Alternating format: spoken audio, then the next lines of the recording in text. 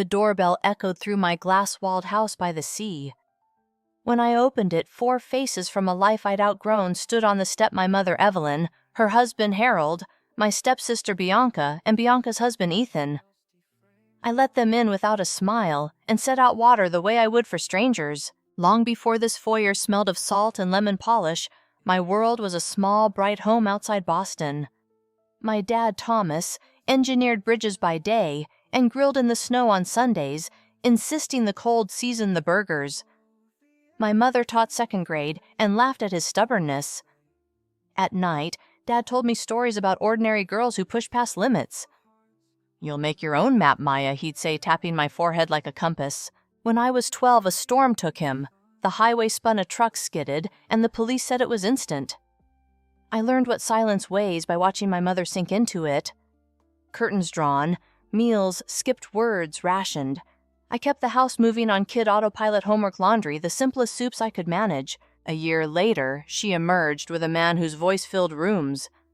Harold had a larger address, firmer rules, and a daughter, Bianca, already halfway out the door to college. We packed our life into boxes and traded our dented door frames and carpet stains for spotless surfaces that didn't know us. From day one, Bianca made the borders clear.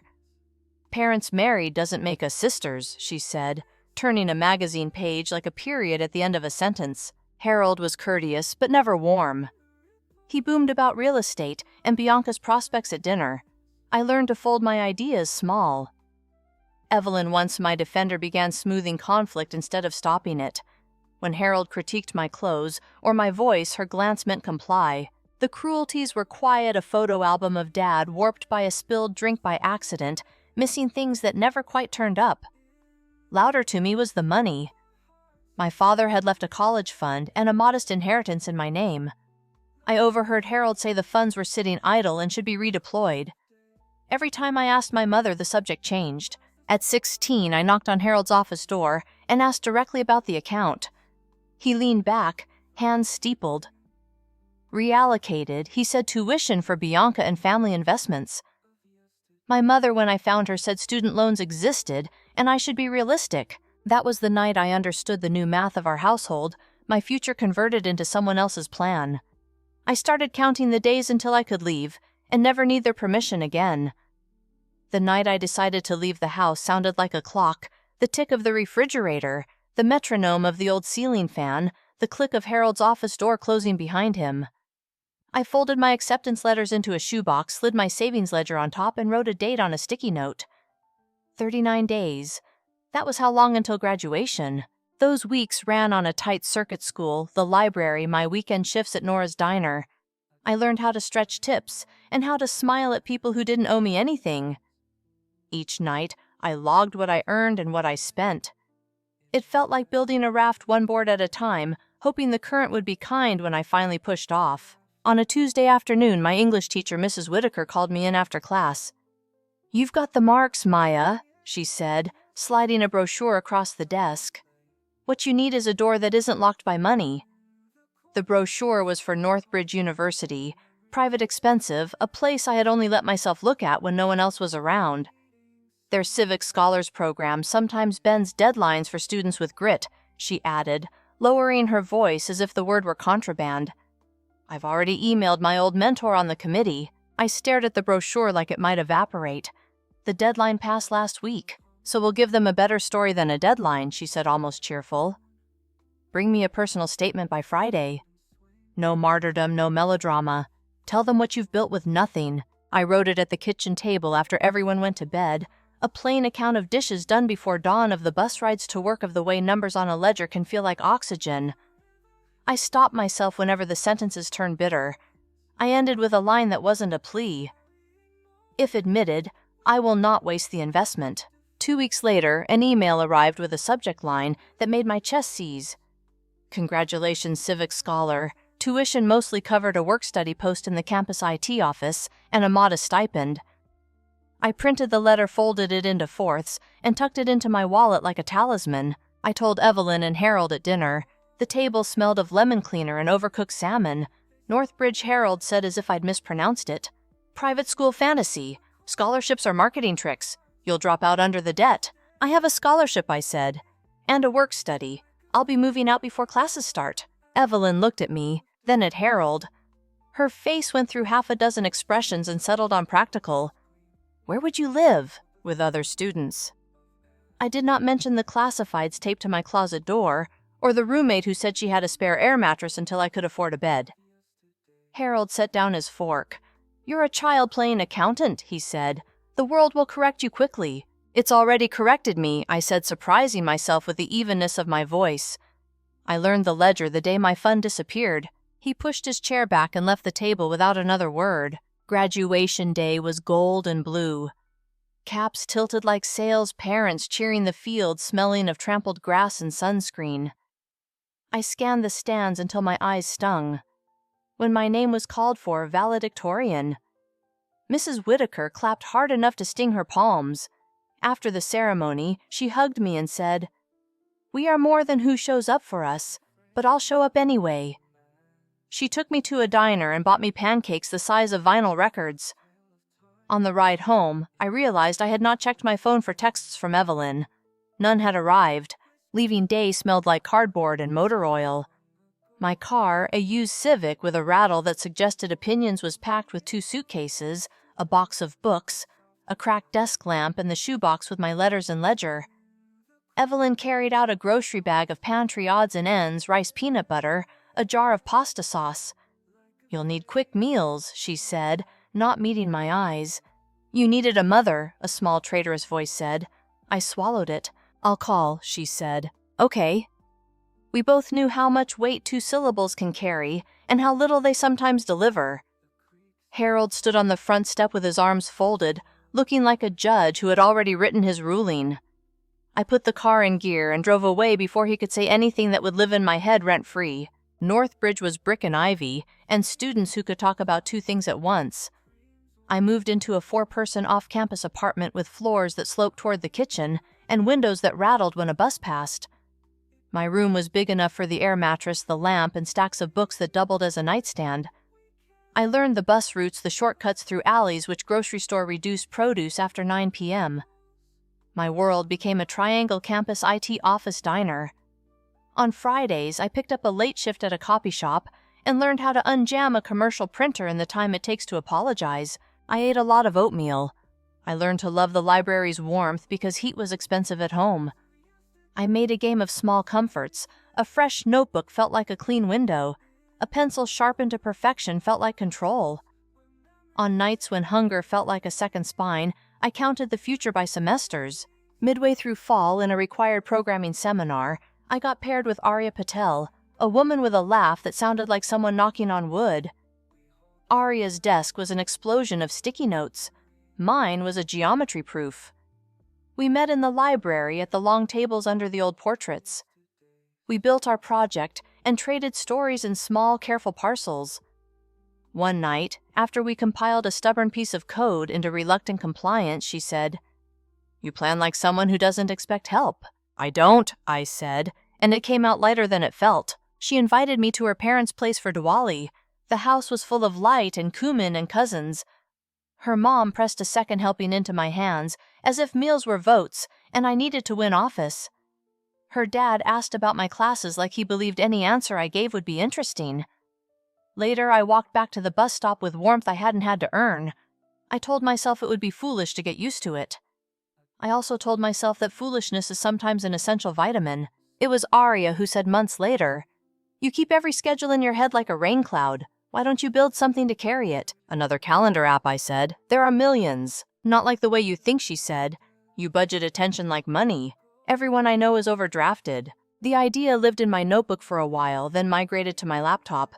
I started calling it North Star, a simple tool that asked what you wanted your week to feel like, and then divided time like a smart accountant allocating deep work, rest, and obligations, instead of letting obligations colonize everything.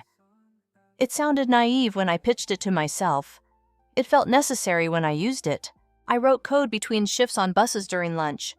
I made a rough prototype and gave it to Arya, then to 3 classmates who did not share my patiences. They returned it with notes that were blunt without being cruel. I sharpened the interface. I pruned features like a gardener with limited water. I built the free version first. The premium one was a sketch on a napkin I kept in my wallet with a scholarship letter. Spring brought a campus founders night in a repurposed warehouse with string lights and tables that wobbled. I set up a laptop and a printout with 3 metrics time recovered task completion rate burnout prevention streak. The first hour was crickets and paper cups. Then a man in a navy jacket stopped and used North Star for 5 minutes without speaking. He looked up with the expression of someone who just found the quietest corner in a loud room. "I'm Gabriel Ortiz," he said. "I run a small angel fund. You've built this with what resources?" "Time," I said, grinning, because it was both true and an accidental joke. He came by my table again, then emailed me 2 days later. We met in a coffee shop where the barista wrote our names correctly on the first try, which felt like a good omen. Gabriel didn't tell me I was special. He asked if I knew what customer concentration was and what 3 things could kill a product with love. When he offered $60,000 for 18% in weekly office hours, my throat went tight. The number wasn't life-changing. The structure was. I incorporated North Star Labs from a desk the size of a cutting board. The work-study job became 2 interns. We made the premium version worth the price of a monthly takeout meal. Downloads spiked when a productivity blogger with a cult following used the phrase "finally humane." Support emails poured in. The first was from a nurse on nights who said she'd stopped forgetting to drink water. The second was from a teacher who said she cried when the app blocked her Sunday from turning into a grating sinkhole. The company outgrew my apartment the same month my air mattress finally gave up. We rented a second-floor space above a bike shop. The ceiling tiles were stained and the windows stuck in summer, but it had room for 12 desks and a whiteboard big enough for stubborn problems.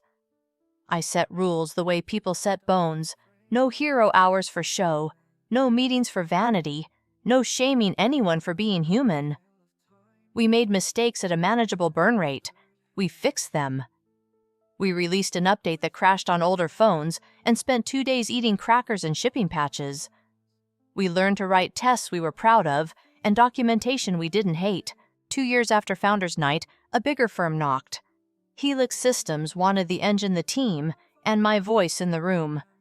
Their first offer was a number I didn't say out loud, for fear it would turn to smoke. I hired a lawyer from the list Gabriel recommended. I behaved like the kind of adult I wanted to be. Skeptical, exact, unembarrassed to ask, "What does that mean?" The deal closed at a figure that secured my team, preserved my product's values, and put my bank account into a category I had only ever read about. I stayed on running North Star inside Helix with resources I could once only imagine. I signed the closing documents, walked to the waterfront, and bought a coffee I did not need. The cup felt heavy and light at the same time. I could have moved anywhere. I chose the coast. The realtor showed me 36 properties before we founded a modern house that faced the ocean like a question glass and cedar and clean lines. The first night I slept there, the sea spent hours saying the same thing in different voices. In the morning, the light found me on the kitchen floor, eating toast, half laughing at the ridiculousness of a person using a room like this for bread. I sent a photo of the view to Aria with the caption, "I remembered the compass." She replied, "Your dad would say you mapped it yourself." After I moved in, I kept a promise to myself that had been sitting quietly in the margins.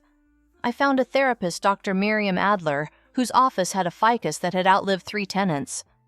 "I'm here because success is not the same as peace," I told her the first day. She nodded like a person confirming a law of physics. We talked about the year after my father died, about the way small cruelties scar in faint, persistent lines, about how rage metabolizes into boundaries. Every few sessions, I'd catch myself talking in the plural we, and she'd say, "Who's we right now?" It always surprised me how many ghosts I carried. I also started the Maya Collins Fellowship, a tidy name for a messy need. Money and mentorship for students who were launching without a net. The first cohort met in the bike shop office before we moved.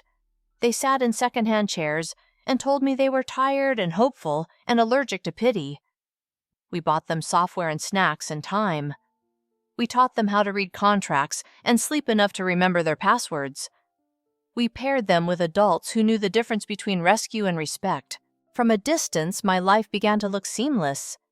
Close up, it was work emails, budgets, code reviews, the slow process of unlearning panic. Some evenings, the light turned the ocean into a sheet of burnished metal, and I think, remember this: Other nights I'd eat cereal for dinner and forget whether I'd replied to Arya's last text. I did not hear from Evelyn or Harold. Their absence was a room I had learned to move around without bumping into. Sometimes I saw a photo of Bianca and Ethan in a feed, a new condo, a vacation that left no trace of arguments. I didn't feel envy. I felt a kind of anthropological interest, like studying a species that had adapted to a different climate. A year after the acquisition, after a long day of product planning, I came home and opened all the doors to let the salt air in. The house settled into evening. I watered a plant I had not yet killed. I sat on the deck with a legal pad and a cheap pen and wrote a list titled, "What is mine?" My work, my time, my body, my yes, my no. I was halfway down the page when the doorbell rang. It was a practical sound, bright and untroubled. I put the pen down and glanced at the clock. I wasn't expecting anyone. The ocean kept talking. I wiped a line of ink from my finger and walked toward the foyer. I opened the door. The past was standing on my threshold. I opened the door and Time walked in wearing expensive clothes. Evelyn looked smaller than I remembered, as if worry had been using her for a chair. Harold's hair had thinned into defiance. Bianca's posture was perfect and brittle. Ethan stood half a pace behind, smiling like a press photo. "Hello, Maya," Evelyn said, voice careful. "It's been a while," I answered. 12 years fit easily into 4 syllables. I stepped aside. They crossed the threshold as if the floor might change its mind. In the kitchen, I poured water into heavy glasses and set them on a tray, something to keep my hands busy. When I came back, they were looking everywhere but at me, the ceiling height, the ocean framed by glass, the art I hadn't gotten around to hanging. "How did you find me?" I asked once we were seated. Evelyn and Harold traded a glance. "Your profile in Modern Founders mentioned the coast," she said. "We hired someone to narrow it down." "Resourceful," I said. I did not say invasive. They started with weather and work, and the way the road from the city was always worse than anyone remembered. We traded updates with the precision of strangers on a train Bianca and Ethan's 10th anniversary. Harold mostly retired from real estate. Evelyn's school finally replacing the old boilers. I offered nothing beyond the obvious. The team was steady. The ocean was loud at night. None of us mentioned the 12 years that had grown between us like a hedge.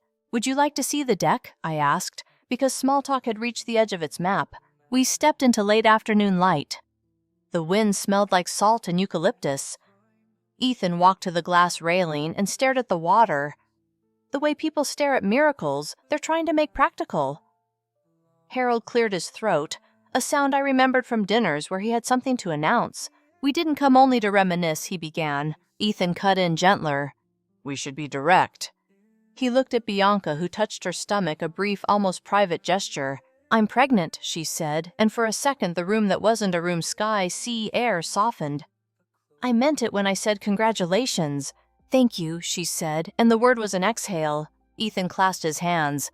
"I started a company last year. We've got traction, good pilot clients, promising pipeline, but the market timing has been punishing. We're in a temporary cash pinch. Bridge funding would stabilize us." Harold picked up the thread with an old rhythm.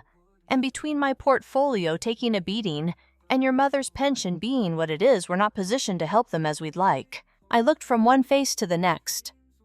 "Are you asking me for money?" Silence did the polite thing and stepped back to let honesty stand forward. "An investment," Harold said.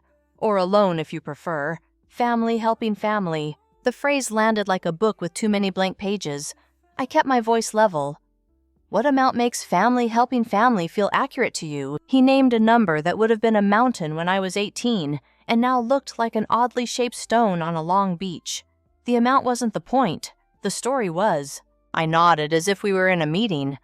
"Before we talk business, I said we should talk history." I went inside and returned with a plain manila folder.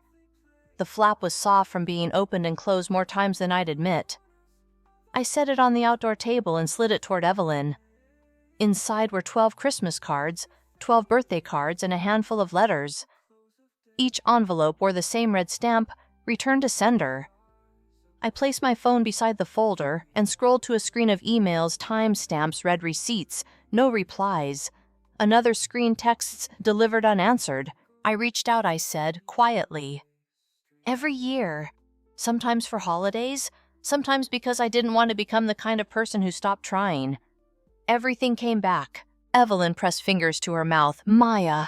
Her eyes moved to Harold. I never saw these. The wind lifted the corner of an envelope and put it back down. Harold stared at the horizon. The quiet lengthened until it had weight. Did you intercept my mail? I asked him.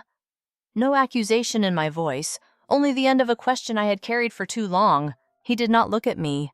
Old addresses, mix-ups. You left. I left, I agreed. I did not disappear. Bianca's eyes were shiny, but dry. This is going badly, she whispered to Ethan, not softly enough. It's going, honestly, I said. We stood there 5 people and a decade of unfinished sentences. Somewhere down the beach, a dog barked at nothing and was satisfied. Evelyn closed the folder and set both hands on top of it as if hands could keep a past from shifting. I failed you, she said, voice unadorned. I should have fought for you. I should have protected your future. I can't fix what I didn't do. I am sorry. The apology landed and did not bounce. It pressed on a bruise and it warmed it at the same time. Harold sighed through his nose, a manager who hated meetings about feelings. We came to move forward, he said. Litigating ancient history is not relitigating. I said, when the consequences are still drawing interest. He gave me a look I knew from 100 dinners, the one that suggested my tone was the problem. This is ungrateful, he said. Family. Family is not a word you rent by the hour, I said. It's a practice. We went back inside. Living rooms make people sit and choose postures. I chose to sit in a chair opposite the sofa and keep my feet on the floor. Here is what I'm willing to do, I said, and the room gathered itself. I won't give money today. Not to you, Harold. Not to you, Bianca and Ethan. Money without repair is an accelerant. But I held up a hand when Harold bristled. I will read Ethan's deck. I'll give feedback, introduce him to 2 people who won't waste his time, and if the fundamentals make sense and milestones are met, we can talk about a small, structured instrument later. Separately, if you, I looked at Evelyn, want to try again at being in each other's lives, we can. Slowly. Calls, not obligations. Honesty, not performance. Harold stood. This is ridiculous. We come in good faith, and you offer advice. I'm offering the only bridge that doesn't collapse under what came before, I said. Cash doesn't heal. Boundaries sometimes do. Ethan spoke before Harold could wind himself tighter. I'll take the read and the introductions, he said. Thank you. Bianca's chin trembled, then steadied. I wasn't kind to you, she said. Back then, I was jealous and I hid it in rules. I'm sorry. Thank you, I said. It didn't fix anything. It made fixing conceivable. Evelyn's shoulders lowered a fraction. May I call you? She asked. Not about money. About you. Yes, I said. Start next week. We can keep it short. Harold was already moving toward the door, the decision to be offended giving him purpose. At the threshold, he turned. You think success makes you a different kind of person? He said. It doesn't. You're right, I said. Leaving did. He left without slamming the door. It felt like restraint, and it felt like a habit. We stood in the foyer with the kind of quiet that notices everything. Bianca hugged me quick and awkward, as if hugging were a language she was learning late. Ethan shook my hand like a colleague. Evelyn touched my cheek with 2 fingers, the way she had when I was small and feverish. I am sorry, she said again, and this time her voice failed at the end. After the car pulled away, the house seemed to exhale. I set the folder on the dining table and leaned both hands on the wood. The ocean was talking in its 1,000-syllable way. I let the sound fill the room the way you let air fill your lungs after holding it too long. I made tea. I didn't drink. I walked the length of the deck twice. I sat and wrote 3 sentences in a notebook titled After. I did not give them money. I offered repair. I kept myself. Then I put the pen down and watched the light walk off the water and up the sky. The doorbell had brought the past to my threshold. I had answered with the present I built. What came next would not be neat, but for the first time in a long time, the next page did not scare me. For a month after the visit, the house learned a new stillness. No calls, no knocks. The folder of return letters sat on my dining table like a small, stubborn monument. I worked, I slept, I let the ocean do the talking. On a Thursday morning, an email arrived from Evelyn. No preface, no explanations, just, "I am sorry again. If you're open to a phone call, I would like to try." We spoke that evening. The conversation was thin-voiced and careful, like walking across a creek on slick stones. She didn't ask for money. I didn't offer. We agreed to talk the following week 20 minutes at most. No performances, no triangulation through Harold. 2 days later, Ethan sent his deck. It was cleaner than I expected. Sensible problem, believable wedge, fuzzy unit economics. I spent a Saturday annotating margins in gray for questions, blue for risks, green for possibilities that weren't on his slide. I introduced him to 2 operators who would tell him the truth without charging consulting fees for the privilege. He thanked me with relief that read like air. Harold was a silence shaped like a man. When Evelyn and I spoke, I could hear his footsteps sometimes the way old patterns echo through new rooms. Once she said in a voice that moved slowly, "We're seeing a counselor." I didn't ask for details. I didn't offer advice. We were practicing small repairs. Spring unrolled itself. I shipped a roadmap I was proud of. The team shipped on time. The user sent emails that started, "You won't believe how boringly better my week is now. Bianca had the baby a girl they named Lily." Ethan sent a photo, blanket-swaddled eyes closed, the look of someone unbothered by history. I mailed a basket with practical things, fragrance-free soap, a white noise machine, a note that said simply, "Welcome." No checks, no IOUs. Ethan's company hit its first milestone, 3 paying pilots churn under 5%. I met him for coffee in a place that smelled like toasted sugar. "We'll be raising properly in Q4, he said. "I'm not asking, just keeping you in the loop." I nodded. "Send me the memo when it's real. If the bones are good, I might anchor a sliver on terms that keep you honest." He laughed, grateful not to be rescued. With my therapist, Dr. Adler, I practiced a sentence that felt like a hinge. I can hold compassion and boundary at the same time. Some days it opened easily. Some days it stuck, and we oiled it with breath and older truths. I was a child. They were the adults. The ledger wasn't balanced by pretending it had been. That summer, the Collins Fellowship added a program for students aging out of foster care. Tuesday nights, a circle of young adults sat in our conference room and learned unglamorous magic. How to read a lease dispute, a bill, negotiate a deadline without surrendering sleep. I told them mistakes were fees, not verdicts. One of them, a poet who coded like a dancer, said, "No one ever told me I was allowed to be ordinary and okay." I wanted to frame the sentence. At the fellowship gala, I gave a short talk about time attention and the math of enough. I said the word forgiveness once and defined it as the decision to stop paying interest on someone else's debt. After the applause, I saw Evelyn standing near the exit, hands clasped, like she was holding a bird. Her eyes were red in a way that had nothing to do with mascara. "I'm proud of you," she said when I reached her. "Not for this," she gestured at the room, "for the way you didn't harden." We hugged in the awkward, ordinary way people do when language is tired. She didn't ask to come over. I didn't invite her. We agreed to meet next month at a diner with bad coffee and reliable pancakes. Later on my deck, the night was a soft engine. I wrote 3 lines in the after notebook. Repair is slow on purpose. Boundaries are love with a backbone. The past is a fact. The future is a choice. The ocean kept repeating itself, generous with synonyms. Somewhere in the dark, a light blinked on the water buoy, or boat, a small insistence. I wasn't healed. I was healing. That was not a slogan. It was work. But it was mine, the map, the compass, and the decision to keep walking with both hands free. Thank you so much for listening to today's story. If this story resonated with you or made you reflect, I'd love to hear your thoughts, so feel free to share them in the comments below. And don't forget to like, subscribe, and hit the notification bell so you won't miss the next story.